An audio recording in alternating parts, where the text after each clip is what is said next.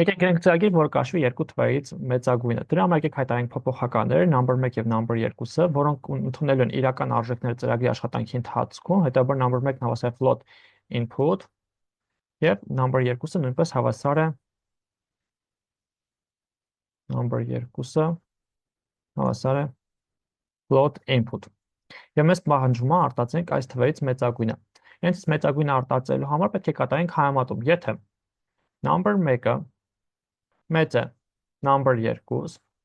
ապա այդ դեպքում մեծագույնը լինելու է number 1-ը, բայց ես կվարվեմ հետևյալ կերպ։ Այդ դեպքում ես number 2-ի արժեքը կփոխարինեմ, կվերագրեմ իրեն number 1-ի արժեքը։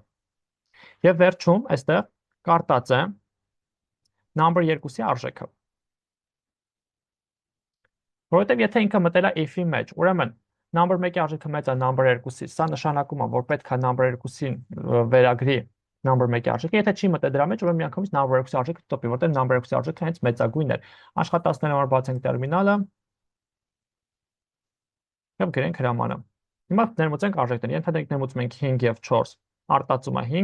5-ը, ներմուծենք 4 եւ 5, արտածում է էլի 5-ը, 5 ամբողջ 0, որտեղ ֆլոտների հետ ենք գործ ունենում։ Այսքանը։